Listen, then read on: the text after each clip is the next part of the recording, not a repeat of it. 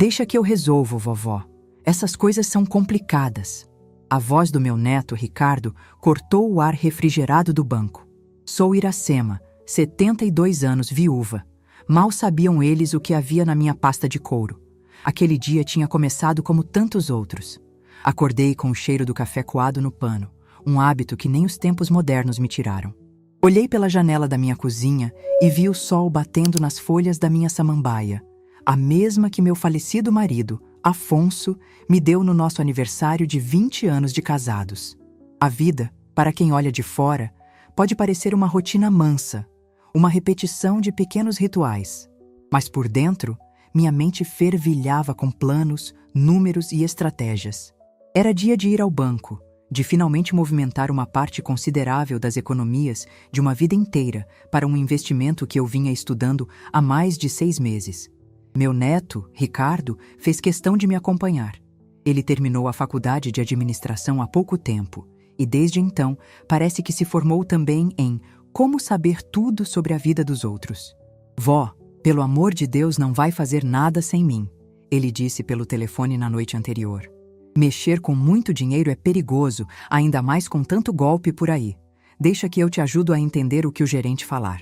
Eu apenas concordei com um sim, meu filho, para evitar discussão. Conheço meu neto.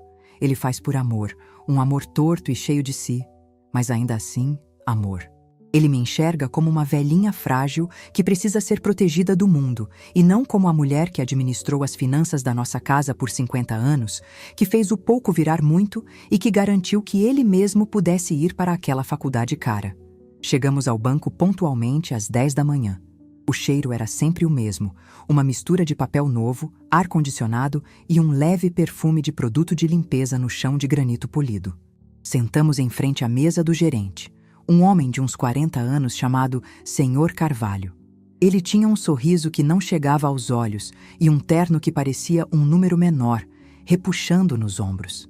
Desde o primeiro bom dia, ele dirigiu a palavra quase que exclusivamente ao Ricardo, como se eu fosse um enfeite de cadeira, uma avózinha que veio apenas para o passeio. Então, dona Iracema, começou ele, mas logo virou o rosto para o meu neto. O Ricardo me adiantou que a senhora pensa em aplicar um recurso. O que vocês estavam imaginando? Nós, Ricardo enfatizou a palavra, se ajeitando na cadeira como se fosse o presidente da empresa, estamos pensando na segurança. Algo de baixo risco, talvez uma poupança turbinada, um CDB que pague 90% do CDI, coisa para proteger o patrimônio da vovó, entende?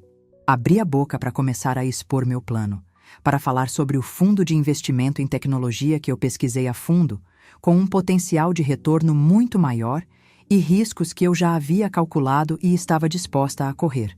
Eu ia falar sobre diversificação, sobre o cenário econômico que eu acompanhava diariamente, lendo 3 jornais diferentes antes do almoço.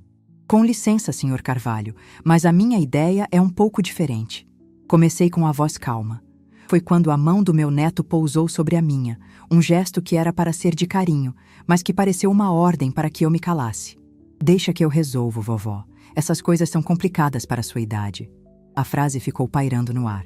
Complicadas para a sua idade. O gerente, o Sr. Carvalho, deu um sorrisinho condescendente, aquele sorriso de quem concorda plenamente. Ele ajeitou a gravata e se inclinou para a frente, ignorando completamente a minha presença. O seu neto está certo, dona Iracema. É preciso muita cautela. A economia é um bicho traiçoeiro. O Ricardo parece um jovem muito inteligente e preocupado com a senhora. Meu sangue gelou e ferveu ao mesmo tempo. Eu senti o rubor subir pelo meu pescoço, mas meu rosto permaneceu sereno.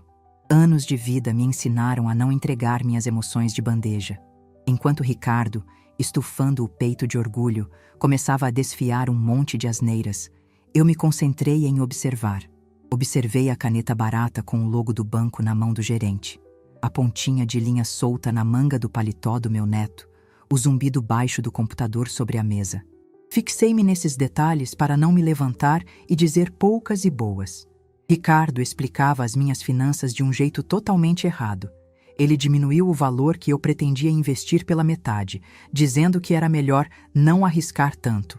Citou termos técnicos que ele mal compreendia, confundindo rentabilidade bruta com líquida e falando de um imposto de renda que não se aplicava ao tipo de operação que ele mesmo estava sugerindo. Era um show de ignorância e presunção, e o gerente apenas balançava a cabeça, concordando. Excelente, Ricardo.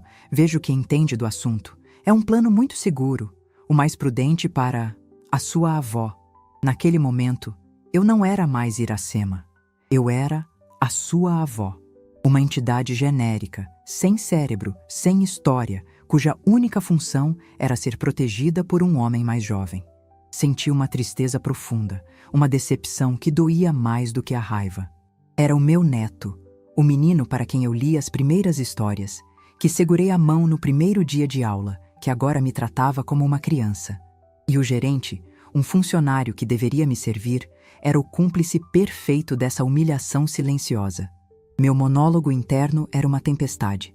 Calma, Iracema. Respire fundo. Não vale a pena a briga, não agora. Deixe o pavãozinho se exibir. A hora de falar vai chegar, e você não vai precisar levantar a voz. Pensei no meu Afonso. Ele sempre me dizia: Iracema, a sua maior força não está na sua voz, está na sua cabeça. Use-a. E era exatamente o que eu faria. Enquanto Ricardo continuava seu discurso, senti o peso familiar da minha pasta de couro no colo. Uma pasta que me acompanhou nos últimos 30 anos da minha carreira. Por dentro, ela não carregava apenas extratos bancários. Carregava a minha história, as minhas credenciais, as provas de quem eu era para além da vovó. Naquela manhã, ao sair de casa, algo me disse para levá-la. Uma intuição, uma voz baixinha que sussurrou: é melhor ter e não precisar, do que precisar e não ter. Como dizia minha mãe, mulher prevenida vale por duas. Eu não era uma vítima. Fui subestimada a vida inteira. Quando era jovem, por ser mulher. Agora que sou idosa, pela minha idade. As desculpas mudavam, mas a arrogância dos outros era sempre a mesma. Essa arrogância, no entanto, era a melhor arma que eles me davam, pois ela os deixava cegos. Eles não me viam. Viam apenas o que queriam ver.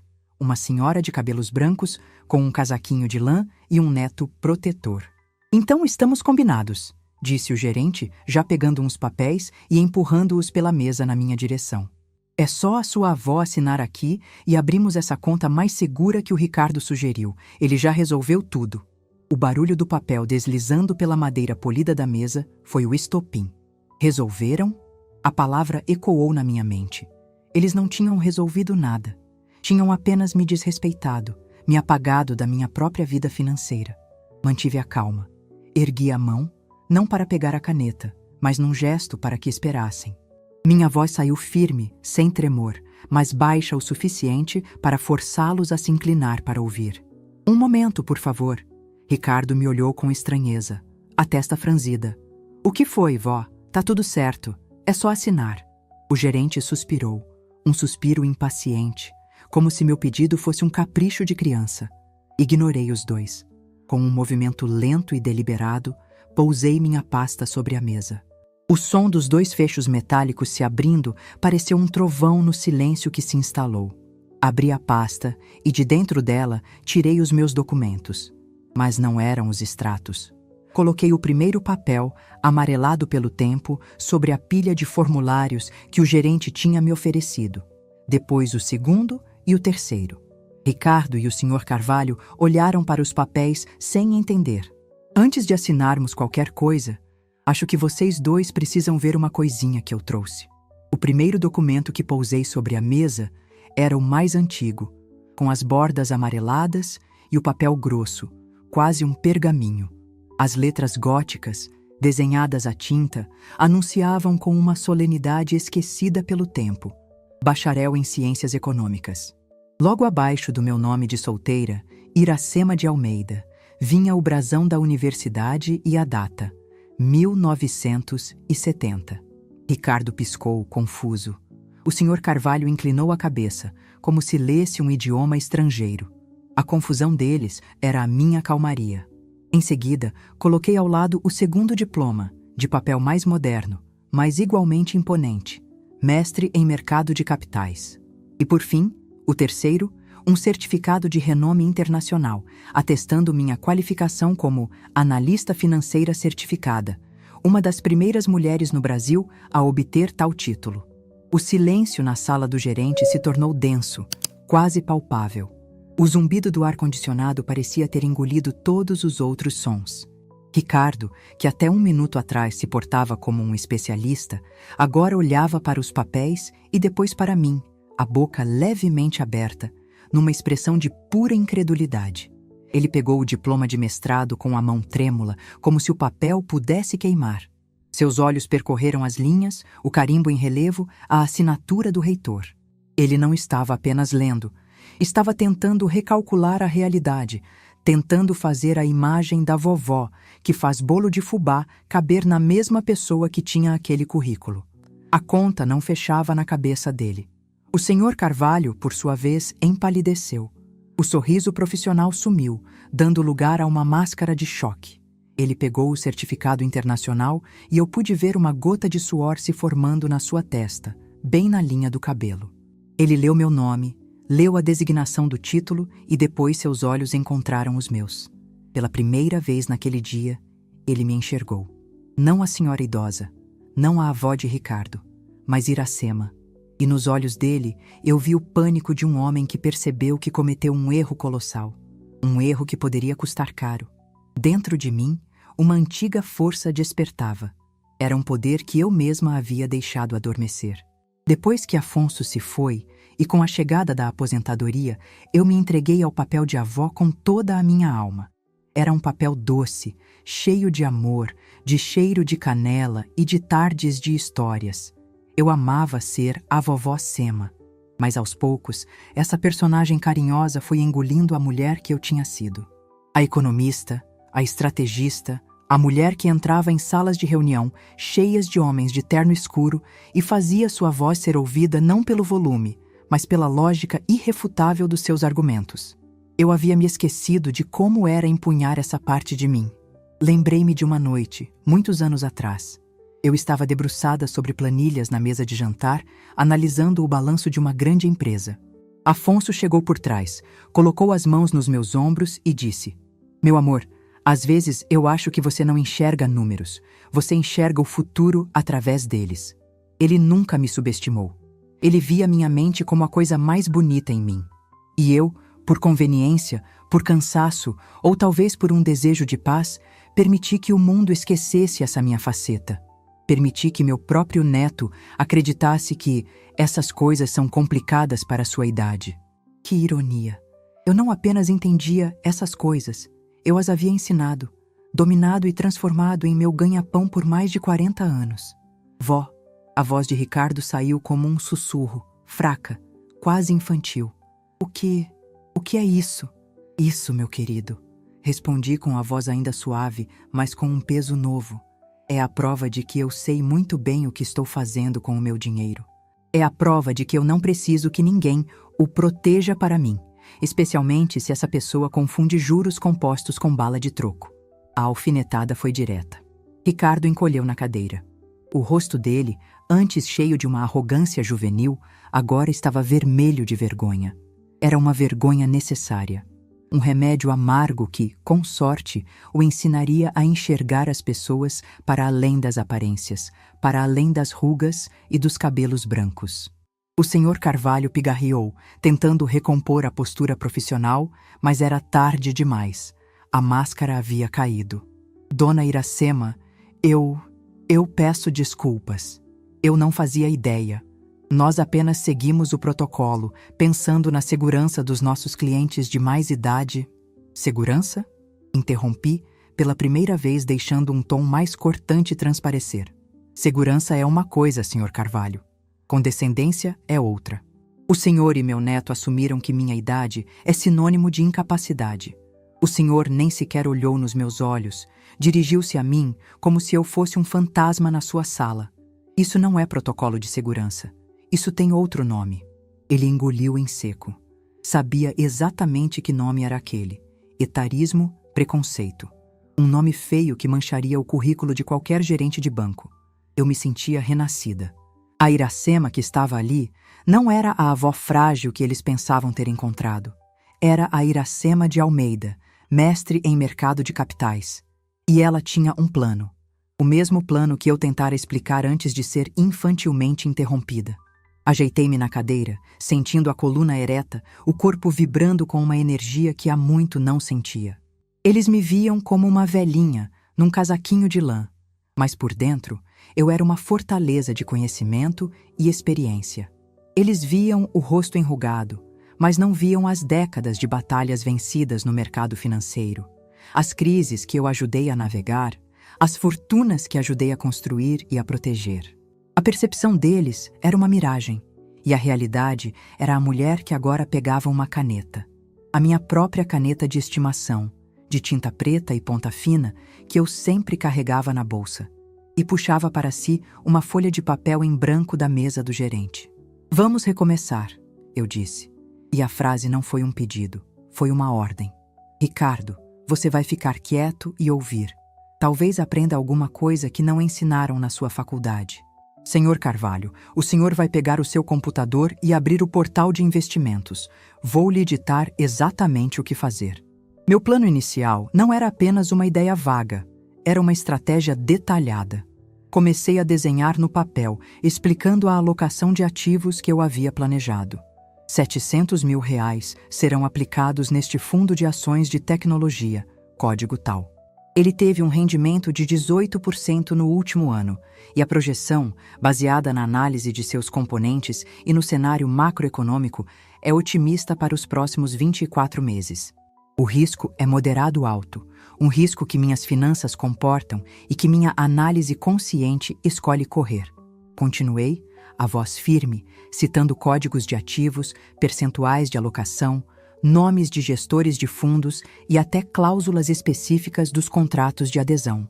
R$300 mil irão para um fundo multimercado com exposição cambial, para me proteger de uma eventual desvalorização do real. E os 200 mil restantes, estes sim, podemos colocar num CDB de liquidez diária, como uma reserva de emergência, mas quero um que pague no mínimo 110% do CDI. O seu banco oferece isso para clientes do meu perfil de investimento. Eu verifiquei na semana passada. Ricardo e o gerente me olhavam como se eu estivesse falando grego, mas um grego que eles sabiam que deveriam entender. O gerente digitava freneticamente no computador, buscando os códigos e os fundos que eu citava. A cada novo comando meu, a expressão dele se tornava uma mistura de admiração e pavor. Ele não estava mais lidando com uma cliente comum, estava recebendo uma aula, uma consultoria gratuita e intimidadora.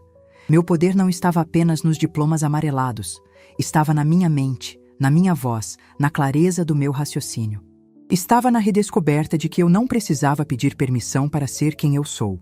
Eu não precisava da validação de um jovem arrogante ou de um gerente despreparado. Eu era a dona da minha vida, das minhas decisões e do meu dinheiro. Aquele momento no banco não era mais sobre um simples investimento. Era sobre retomar as rédeas da minha própria identidade. Depois de uns 15 minutos, eu terminei de ditar toda a operação. O plano estava traçado, claro como água. Olhei para os dois. Ricardo continuava em silêncio, os olhos baixos, a vergonha estampada no rosto. O Sr. Carvalho terminou de digitar, limpou a garganta e me olhou com um respeito que beirava o temor. "Senhora Iracema", ele começou, "está tudo aqui. Exatamente como a senhora instruiu. É uma estratégia. Brilhante." Eu apenas assenti com a cabeça, guardando meus diplomas de volta na pasta de couro com o mesmo cuidado com que os tirei.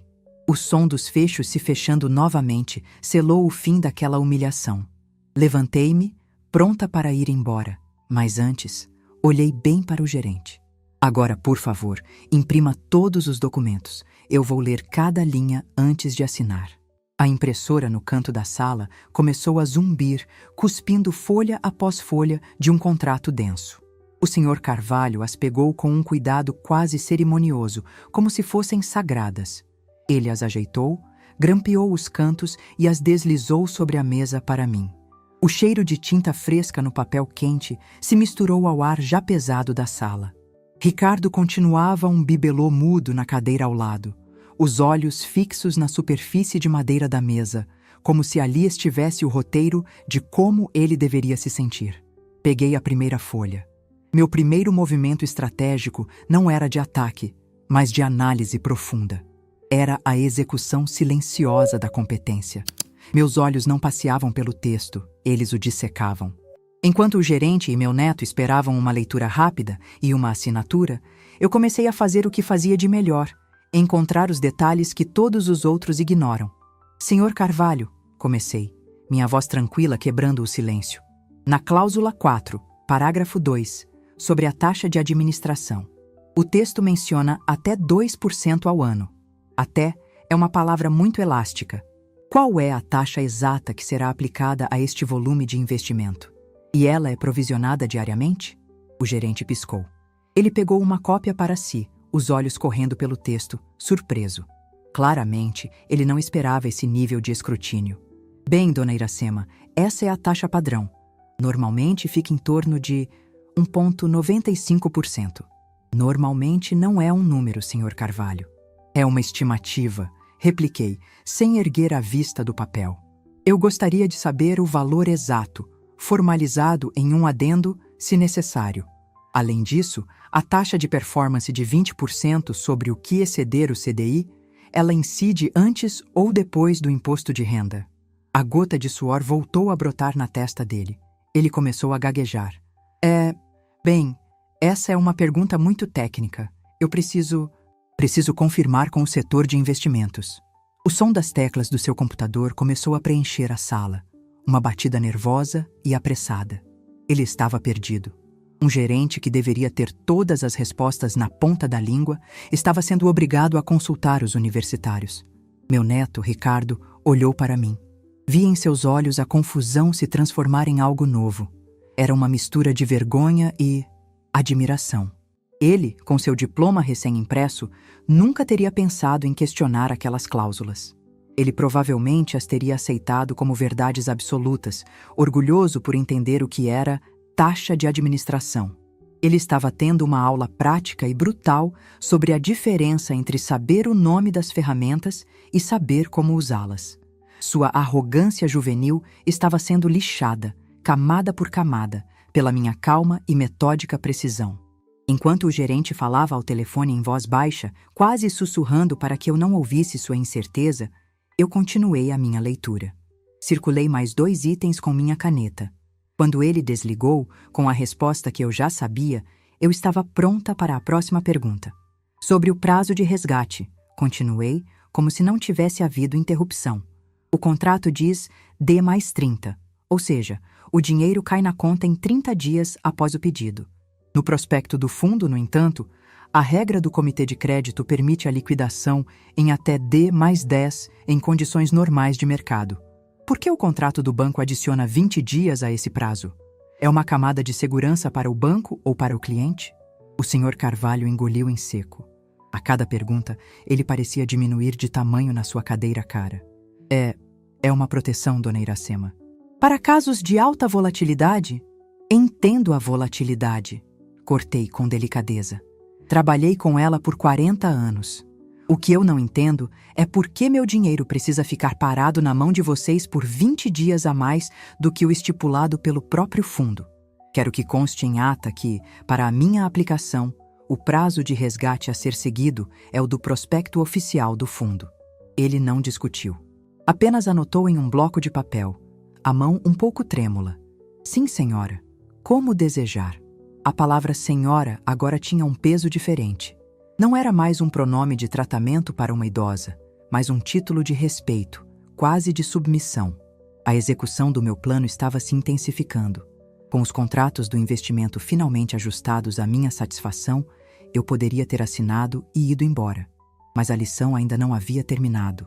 Mudei de assunto abruptamente, pegando-os de surpresa. Já que estamos aqui, gostaria de rever as condições da minha conta corrente. O gerente me olhou, atônito. Sua conta corrente? Exatamente, afirmei, guardando os papéis do investimento na minha pasta e tirando um extrato antigo da bolsa. Notei que no último mês foi cobrada uma taxa de manutenção de R$ 48. Considerando que mantenho um saldo médio superior ao exigido para a isenção e que sou cliente deste banco há mais de 30 anos, desde a época em que ele ainda se chamava Banco Real, essa cobrança me parece indevida. Foi um golpe calculado. Eu não estava apenas demonstrando conhecimento sobre investimentos complexos, mas também sobre os detalhes mundanos, sobre as pequenas injustiças que os bancos costumam cometer na esperança de que ninguém perceba. Eu estava mostrando a eles que eu via tudo, cada centavo. Este foi o momento pivotal. O Sr. Carvalho olhou para o extrato, depois para a tela do computador e de volta para mim. O queixo dele caiu. Ele viu meu histórico. Viu as décadas de fidelidade, os volumes movimentados, a constância de uma cliente exemplar que ele, minutos atrás, havia tratado como uma incapaz. A percepção dele sobre mim não apenas mudou, ela foi pulverizada e reconstruída do zero. Ele não estava mais diante de uma avó esquecida, mas de um dos pilares silenciosos daquela agência. Dona Iracema, isso foi um erro do sistema, ele se apressou em dizer. Um erro terrível. Vou estornar essa taxa imediatamente e vou garantir que isso nunca mais aconteça. A senhora tem direito ao pacote de serviços mais exclusivo, sem custo algum, obviamente. Ricardo, que até então parecia ter perdido a capacidade de falar, finalmente se mexeu. Vó, me desculpa, ele murmurou, a voz embargada. Eu fui um idiota. Eu pensei que estava ajudando, mas eu só... Me desculpa. Olhei para o meu neto. A arrogância havia desaparecido, dando lugar a uma vulnerabilidade genuína. A lição estava surtindo efeito. Coloquei minha mão sobre a dele, a mesma mão que ele usara para me silenciar, mas meu toque era de afeto. Está tudo bem, meu filho, você está aprendendo. E hoje a aula foi sobre não julgar um livro pela capa. O gerente, ansioso para se redimir, viu uma oportunidade de me agradar e, quem sabe, me transformar em uma aliada. Dona Iracema, com todo o respeito, com a sua experiência, com o seu conhecimento, a senhora não é uma cliente comum. Nós temos um serviço diferenciado, o Private Bank, para clientes com o seu perfil, gestores dedicados, produtos exclusivos. A senhora teria um tratamento à sua altura. Era a oferta que eu esperava. O reconhecimento formal do meu poder. Eles não estavam mais tentando me empurrar uma poupança segura. Estavam me convidando para a elite do banco. Era a prova final de que a dinâmica de poder havia se invertido completamente. Mas eu ainda tinha uma última carta na manga. Um último movimento para mostrar que eu não estava apenas no jogo deles. Eu estava vários passos à frente. Fiz uma pausa, como se estivesse considerando a oferta. Olhei para o gerente com um leve sorriso e fiz minha última pergunta, o golpe de mestre. Agradeço a oferta, Sr. Carvalho, mas antes de considerar, me diga uma coisa. Qual foi a performance consolidada da carteira de ações recomendada pelo seu Private Bank no último trimestre em comparação com o índice Ibovespa? Ouvi dizer que o gestor responsável, o Sr. Medeiros, tem um gosto particular por ativos do setor de varejo que não performaram bem. Ele já rebalanceou a estratégia? O queixo do Sr. Carvalho não caiu, ele despencou. O nome do gestor, a análise setorial, a pergunta específica sobre a performance. Isso não era informação pública. Era o tipo de conversa que acontecia dentro das paredes do banco, entre os diretores. A minha pergunta não apenas revelava conhecimento, mas insinuava que eu tinha fontes, conexões, um poder que ia muito além de diplomas guardados numa pasta. Ele ficou sem palavras, o rosto uma tela em branco de puro assombro. O silêncio que se seguiu foi a minha resposta. Recolhi minhas coisas com calma, ajeitei a bolsa no ombro e me levantei. A reunião estava encerrada, nos meus termos. Vamos deixar a conversa sobre o Private Bank para outro dia. Por hoje, acho que já resolvemos o suficiente. A minha última pergunta pairou na sala como uma névoa densa. O Sr. Carvalho me encarava, a boca entreaberta, a mente visivelmente lutando para processar a implicação do que eu dissera. Mencionar o nome do gestor do Private Bank, o Sr. Medeiros, e sua estratégia de investimento era como se eu tivesse lido uma página do diário secreto dele. A consequência imediata para ele foi a paralisia. O cérebro dele tinha dado tela azul. Ele, que minutos antes se sentia o todo-poderoso em sua redoma de vidro, agora parecia um peixinho assustado dentro de um aquário que acabara de ser colocado ao lado de um tubarão. Para Ricardo, a consequência foi um maremoto interno. Ele se encolheu ainda mais na cadeira, como se quisesse ser engolido por ela. O rubor em seu rosto deu lugar a uma palidez mortal. Ele não estava mais apenas envergonhado por ter sido um neto desrespeitoso. Ele estava aterrorizado com a dimensão da sua própria ignorância. A avó que ele tentou proteger de um simples investimento era, na verdade, uma jogadora de um campeonato que ele nem sabia que existia. Ele não julgou apenas o livro pela capa. Ele tentou ensinar o autor a escrever. O gerente foi o primeiro a tentar se recuperar, numa tentativa frustrada de reverter o desastre. Dona Iracema, por favor, sente-se novamente. Ele pediu, a voz um fiapo. Aceita uma água? Um café? O nosso café aqui é gourmet, moído na hora. Ele se levantou de forma estabanada, quase derrubando o porta-canetas. Era um gesto de desespero, a oferta de gentilezas como quem joga um balde de água numa fogueira. Não, obrigada, Sr. Carvalho, eu já estou de saída, respondi, minha calma sendo o contraponto perfeito para o caos dele. Minha pasta de couro estava fechada, minha bolsa a postos. A missão ali estava cumprida. Vó, Ricardo tentou falar, a voz rouca. A gente precisa conversar. Eu não sabia. Eu juro que eu não... Nós vamos conversar, Ricardo. Em casa, eu disse, de forma suave, mas firme. Aquele não era o lugar para a nossa conversa. A humilhação dele já tinha sido grande o suficiente. Humilhar é uma ferramenta para ensinar, não para destruir. A dose já havia sido aplicada. Foi nesse momento, enquanto o gerente pairava sem saber o que fazer e meu neto me olhava com olhos de cachorrinho perdido, que o telefone na mesa do Sr. Carvalho tocou. O som foi estridente, um alarme cortando a tensão. Ele olhou para o aparelho com o nome piscando no visor e seu pânico subiu mais um nível. Era uma chamada interna, de um nome que, pelo jeito, impunha respeito. Com licença, um segundo, ele pediu, a mão tremendo ao pegar o fone. Alô? Sim, diretor Bastos. É o Carvalho falando. Sim, senhor. Ela está aqui na minha frente agora, senhor. Enquanto ele falava, seus olhos não desgrudavam de mim. O medo que eu via neles era quase palpável. Eu sabia quem era o diretor Bastos. Um rapaz brilhante que tinha sido meu estagiário há uns 25 anos. Eu o ensinei a fazer suas primeiras análises de risco. Mantínhamos contato esporádico, uma mensagem de fim de ano, um cumprimento por uma promoção. Antes de sair de casa naquela manhã, sentindo aquele pressentimento de que poderia haver algum aborrecimento, mandei uma simples mensagem para ele. Bastos, meu caro, estou indo à sua agência da Avenida Paulista resolver uma questão. Só para você saber. Eu não pedi nada, não reclamei de nada. Apenas o informei. Em nosso mundo, às vezes, um simples "estou aqui" é o suficiente para mover montanhas. A voz do diretor do outro lado da linha devia estar alta, pois eu podia ouvir o zumbido irritado vazando pelo fone.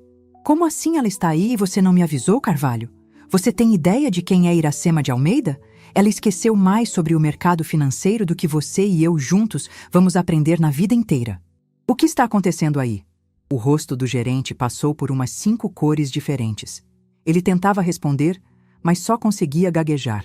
Senhor, houve um pequeno mal-entendido, mas já está tudo resolvido.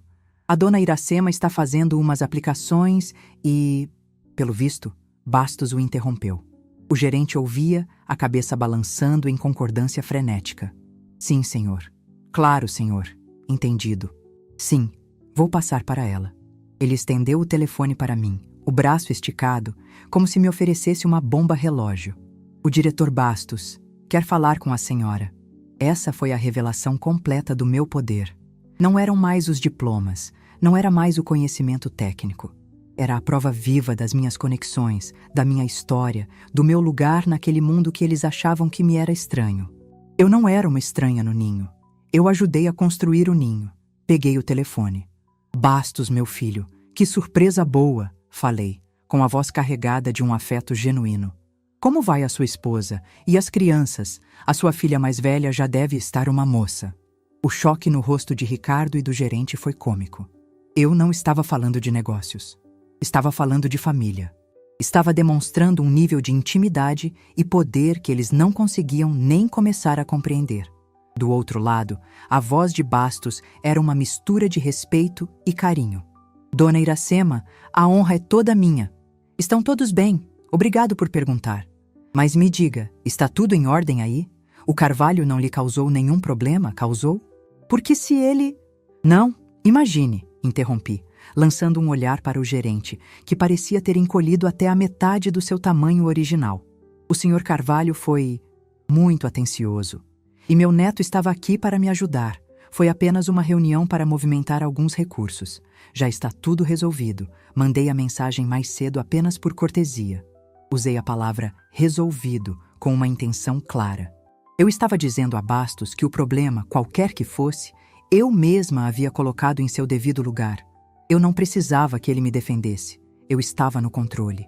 Entendo, disse ele, e eu sabia que ele entendia perfeitamente. Qualquer coisa, por menor que seja, a senhora me ligue direto. E me prometa que vamos tomar aquele café que estamos marcando há anos. Prometido, meu querido. Um abraço em todos. Desliguei e devolvi o telefone ao gerente. A sala ficou em um silêncio sepulcral. O descrédito era total. O gerente me olhava agora com uma veneração assustada. Ele não havia apenas desrespeitado uma cliente idosa e inteligente. Ele havia maltratado uma lenda viva do setor, a mentora do seu chefe. Ele provavelmente já via sua carreira passando diante dos seus olhos. Ricardo, por sua vez, parecia ter tido uma epifania dolorosa. A imagem da avó que fazia seu prato favorito e a da mulher que falava de igual para igual com um diretor de banco se chocaram em sua mente. Ele finalmente entendeu a profundidade da sua arrogância. A condescendência dele não era apenas um erro de julgamento. Era um insulto à própria história da nossa família, uma história da qual ele mal conhecia o primeiro capítulo. A nova dinâmica de poder estava estabelecida. Não havia mais nada a ser dito. Peguei os contratos devidamente assinados, depois de ler cada linha corrigida, e os coloquei na minha pasta. O Sr. Carvalho se levantou quando eu me levantei, como um soldado em continência. Dona Iracema, mais uma vez, em nome do banco, peço as mais sinceras desculpas. Qualquer coisa que a senhora precisar, qualquer coisa mesmo, por favor, me procure diretamente. Eu apenas assenti com a cabeça. Não era preciso ser cruel. A lição havia sido aprendida. Virei-me para Ricardo, que também se levantou, os ombros caídos, o olhar perdido. Coloquei a mão em seu braço e o guiei para fora da sala de vidro. Passamos pelo salão principal do banco em silêncio. As pessoas, os outros clientes e funcionários, não tinham ideia do terremoto que acabara de acontecer naquela pequena sala de gerência. Para o mundo, éramos apenas uma senhora idosa e seu neto. Quando chegamos às portas giratórias e a luz do sol da rua nos atingiu, respirei fundo o ar da cidade, que, apesar de poluído, me pareceu o ar da liberdade. Ricardo continuava em silêncio ao meu lado, esperando o sermão que ele achava que merecia. Mas eu não lhe daria um sermão. Paramos na calçada, esperando o carro que eu havia chamado por aplicativo. Olhei para ele, para o meu neto, o rapaz que eu amava, e vi o homem que ele poderia se tornar. Um homem, com sorte, mais humilde e mais sábio. A primeira e mais importante lição do mercado financeiro, Ricardo, não tem nada a ver com dinheiro, tem a ver com valor. E você nunca deve presumir o valor de alguém pela embalagem que ele tem. A nova realidade se instalou de forma silenciosa, não com trovões, mas com a calma que se segue a uma tempestade. Nos dias que se seguiram àquele episódio no banco, o mundo parecia o mesmo, mas a minha forma de caminhar por ele havia mudado. O sol que entrava pela janela da cozinha parecia mais brilhante, o café tinha um gosto mais intenso e a samambaia do meu falecido Afonso parecia mais verde. Eu não havia mudado o mundo, mas havia reajustado o meu lugar nele, e isso fazia toda a diferença. O telefone tocou na manhã seguinte. Era o Sr. Carvalho. A voz dele era outra, mansa, respeitosa, quase reverente. Ele não ligou para vender um produto, mas para informar que todas as minhas instruções haviam sido executadas com precisão e que os investimentos já estavam rendendo. Ele me deu seu número de celular pessoal e disse: Dona Iracema, para qualquer coisa, a qualquer hora, não hesite em me ligar.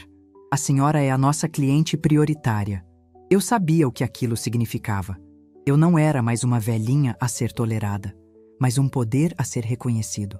Agradeci com a mesma educação de sempre, pois a minha força nunca precisou da grosseria para se afirmar.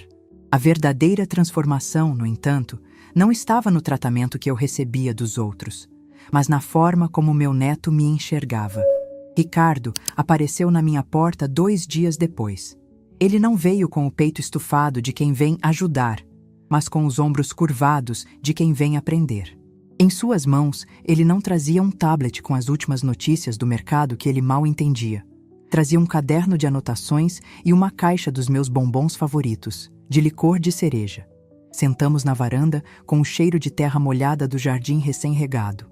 Ele ficou em silêncio por um longo tempo, apenas olhando para as minhas roseiras. Por fim, ele me olhou, os olhos cheios de um remorso sincero. Vó, eu passei os últimos 2 dias pensando em como eu fui cego. Eu te peço perdão. Não só pelo que eu disse no banco, mas por todos os anos em que eu olhei para a senhora e só vi uma avó. Eu ignorei a mulher incrível que a senhora é. Lágrimas brotaram nos olhos dele e meu coração de avó se apertou. Mas eu sabia que aquela dor era a semente de um homem melhor. Meu querido, eu disse pegando na mão dele. A gente passa a vida inteira aprendendo. O erro não está em não saber, mas em achar que já sabe tudo. Você teve a humildade de reconhecer seu engano, e isso vale mais do que qualquer diploma. Ele abriu o caderno. A senhora se importa de me contar? De verdade? Como foi sua carreira? As coisas que a senhora fez?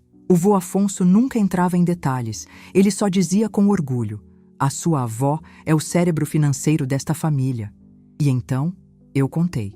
Contei sobre a faculdade de economia, onde eu era uma das 5 únicas mulheres em uma turma de 80 homens. Contei sobre o preconceito, sobre as portas fechadas, sobre as reuniões em que minhas ideias eram ignoradas, para depois serem apresentadas por um colega homem e aplaudidas. Contei como, em vez de gritar, eu aprendi a ser mais inteligente, a apresentar meus argumentos com tantos dados e fatos que eles se tornavam irrefutáveis. Contei sobre a crise econômica dos anos 80, quando ajudei a salvar uma empresa da falência com uma reestruturação de dívida que todos diziam ser impossível. Contei sobre o dia em que o diretor Bastos, então um estagiário assustado, derramou café em uma planilha importante, e eu o acalmei e o ensinei a refazer o trabalho, em vez de repreendê-lo.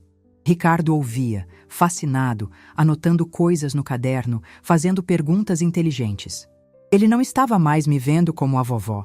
Estava vendo Iracema de Almeida, a profissional, a estrategista, a pioneira. Naquela tarde, na varanda, a lição que começou na sala fria de um gerente de banco se completou.